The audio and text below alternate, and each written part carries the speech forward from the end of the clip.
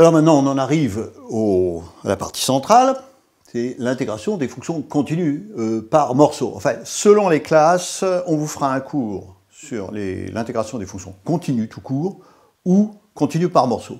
En fait, le fait de considérer des fonctions continues par morceaux ne complique pas vraiment la théorie, ça revient au même.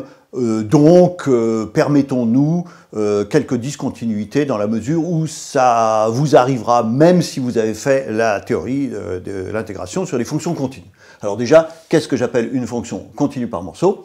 Eh bien, je me donne une fonction définie sur un segment i, on dit qu'elle est continue par morceau sur i, si elle a au plus un nombre fini de discontinuités, mais attention, des discontinuités toutes de première espèce. Ça veut dire quoi? Ça veut dire qu'il y a des limites à gauche et des limites à droite à chaque discontinuité. Si x0 est une discontinuité, la limite à droite, c'est-à-dire en x0 par valeur supérieure, la limite à gauche, la limite en f, en x0, de f en x0 par valeur inférieure, ces deux limites existent. Évidemment, si la discontinuité c'est une des extrémités, par exemple a, alors à ce moment-là, il n'y aura que la limite en a+, vous voyez, et puis si c'est b, bah, ce sera uniquement cette limite en b-.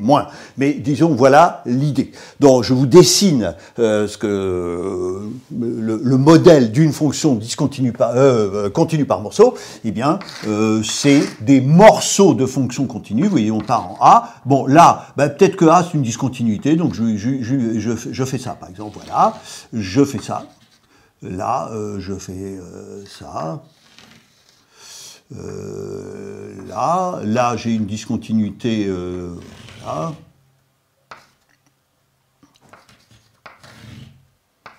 Voilà. Ça, c'est, je vais de A jusqu'en B.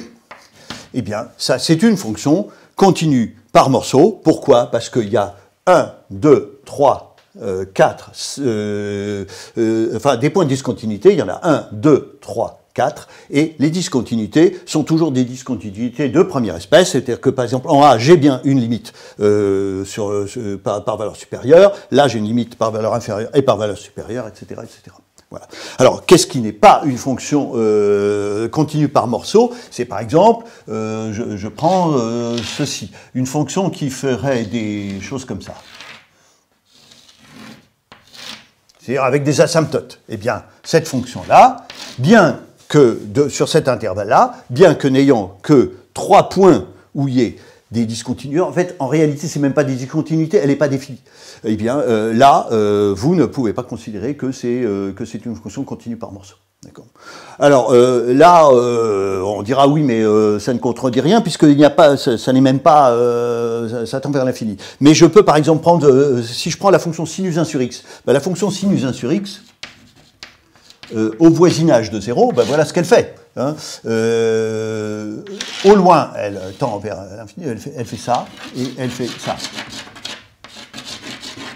Eh bien, autour, là, il y a clairement une discontinuité, mais ce n'est pas une fonction continue par morceau, parce qu'il n'y a pas de limite à gauche, il n'y a pas de limite à droite.